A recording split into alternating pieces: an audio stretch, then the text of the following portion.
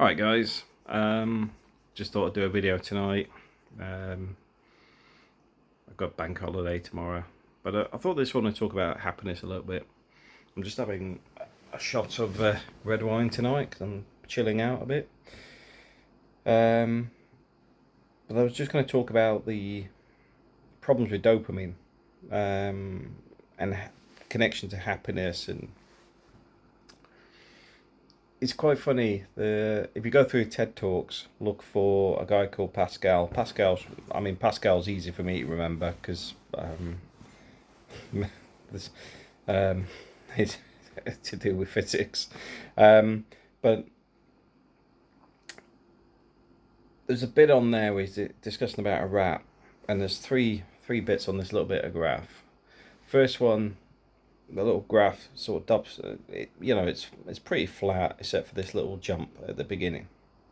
That jump is when it got fed. It's happy, got food. Happy, got food. Next one is they introduced the bell.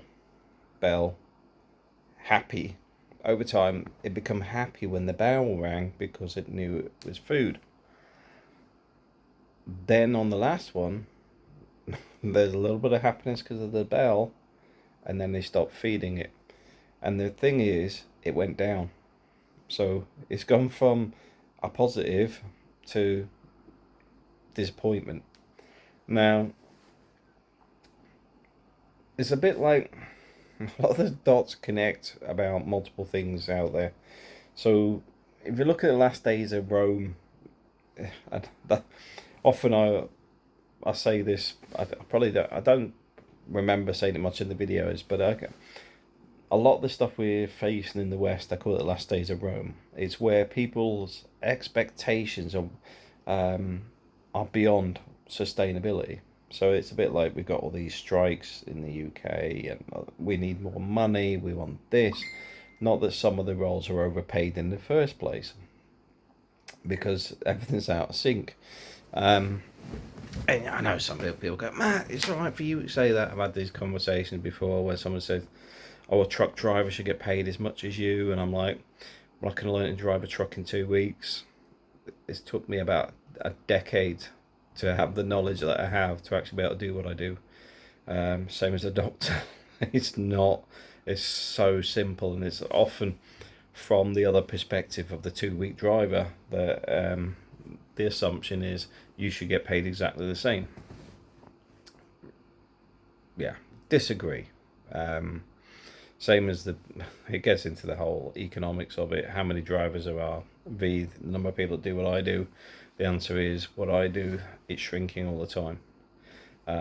Difficult business, difficult industry, a lot of calculations, a lot of work goes into it, and at the same time, there's easier stuff out there, can get paid the same sort of money doing. So it is a bit of a downward spiral in many ways.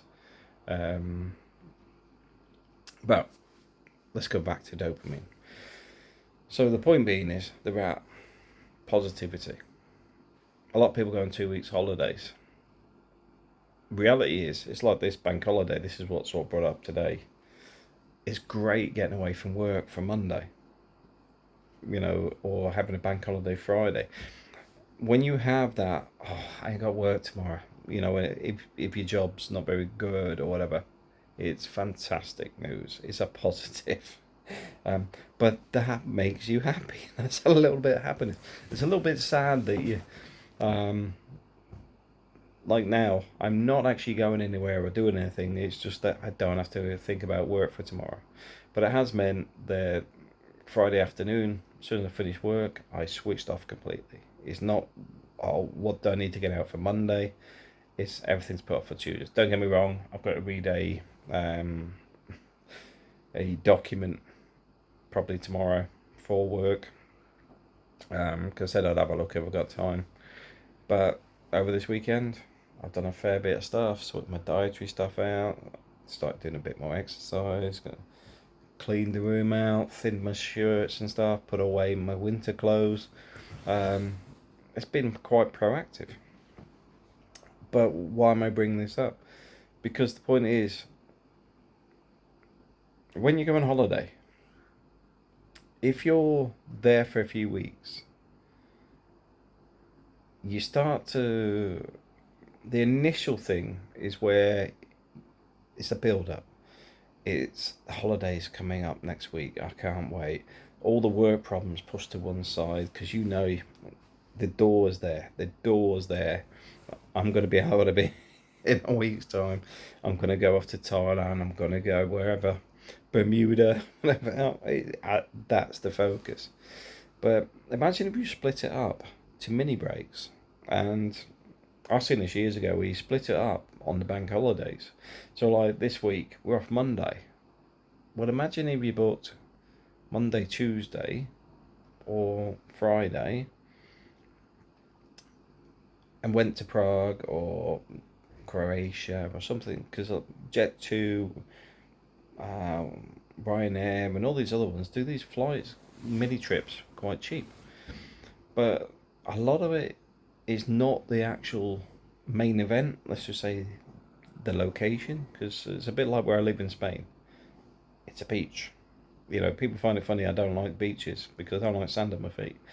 But for me, it's not the anticipation of going to the beach.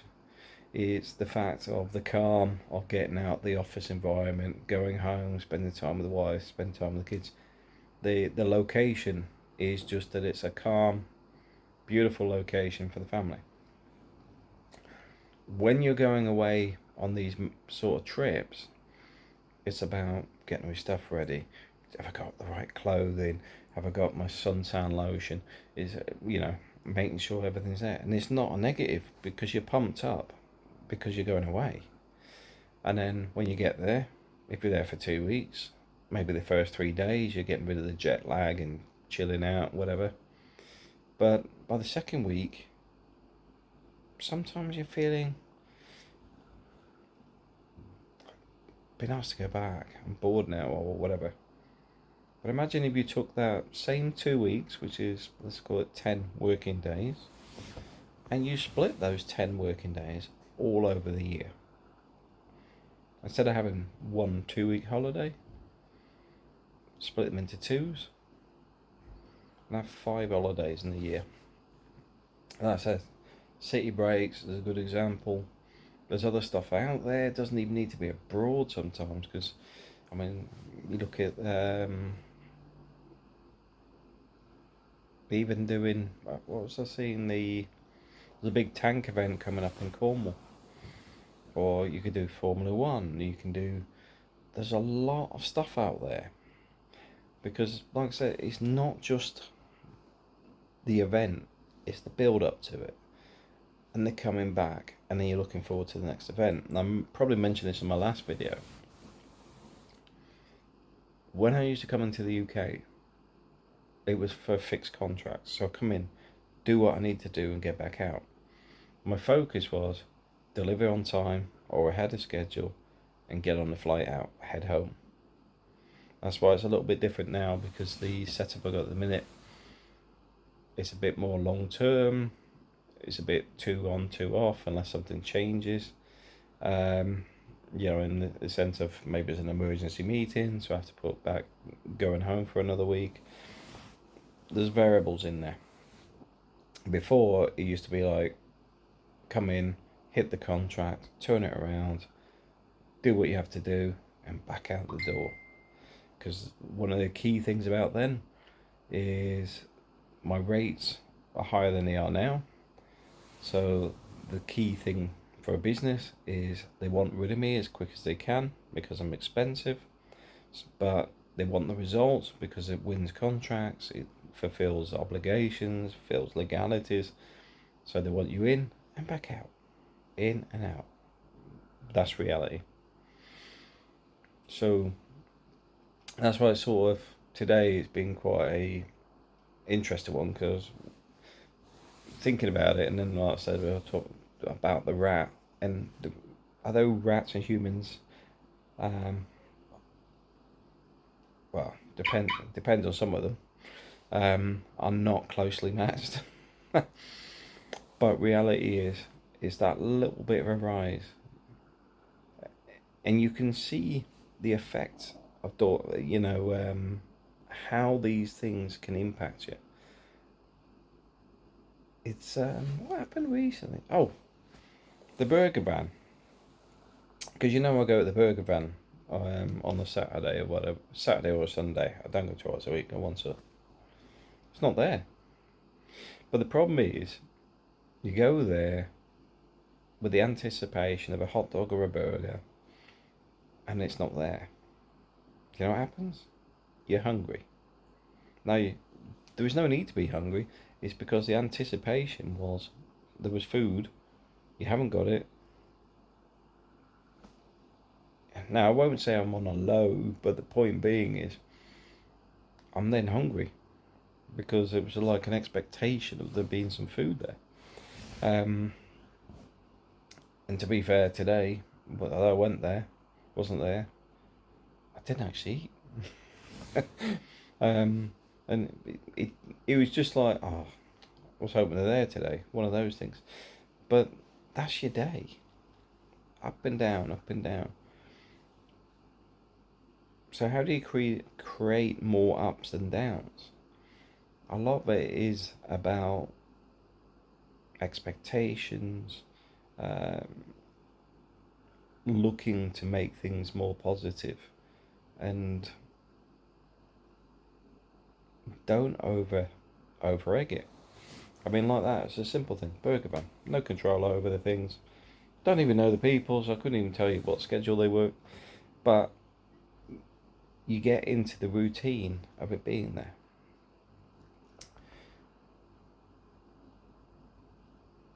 And I think that's one of the gauges you've got to look at. It's a bit like when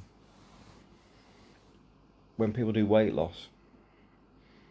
They lose weight the first couple of weeks because they're pumped up, they're going to the gym, they weren't going to the gym at all before. Body picks up on this, it changes, it adapts. And then suddenly, you're losing weight, it's going really well, and it slows right down. The point being is, it's the little changes that make a difference. It's like this weekend, no takeaways. No takeaways. The only place I eat now, because I'm cutting out all the fast stuff, except for Nando's, where I'll go into Nando's once a week, and that's purely chicken. Cutting out a lot of the sugars, cutting out a lot of the crap, but the point is, what's one of the most addictive things on the planet?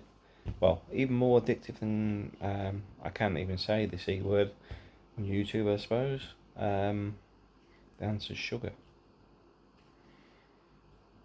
Sugar. Cutting out your diet makes a massive difference. My body's up in like that at the minute because I've changed that much in the last few weeks. It's going, what's going on? But it's a positive change. Same as cutting out processed foods. Yeah, I still have a hot dog on the weekend. Small changes. No point cutting it all out because you crave it then. That little thing of Saturday morning, go and have a hot dog, walk around the shopping centre for 3,000 steps or whatever. It's a routine that's got a positive in it.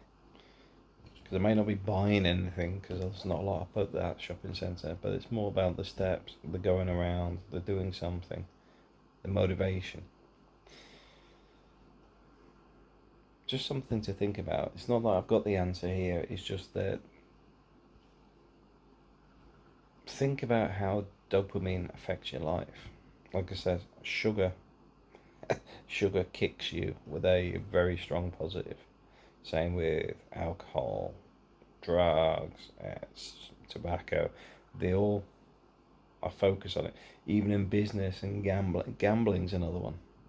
It may not actually be something you inhale or drink or whatever, but the ups, that's what people thrive on. That's the happiness.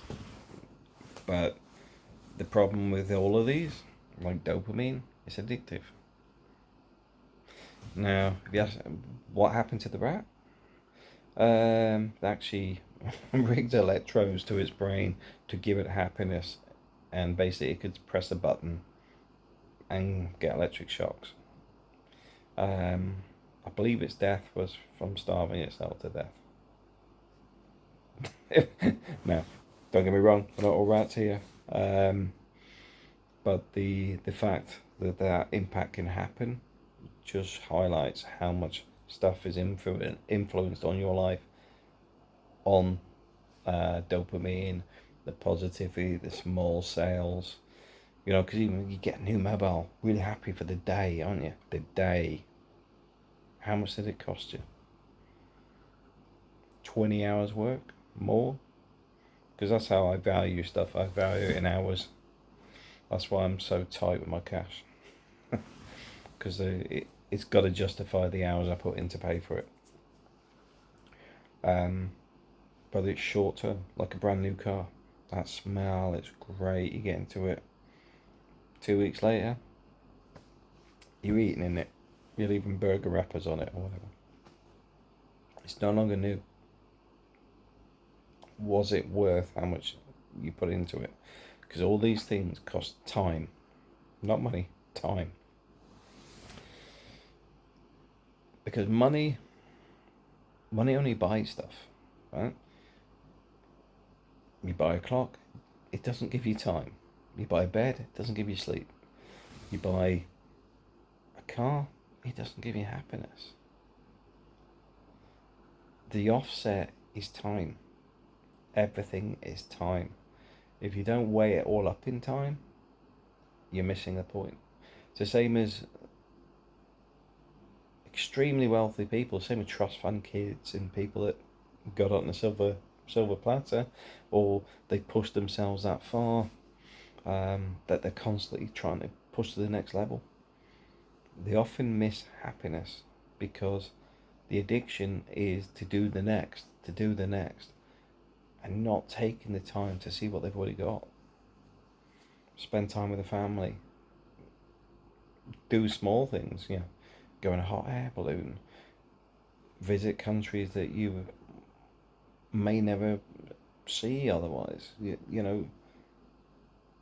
Not everything's about money. Memories are more important than money. Time with good people is more important than money. I'll leave it at that. Please put your comments below. I'd be interested to see what everyone else's feedback is on the same subject. Thanks for watching.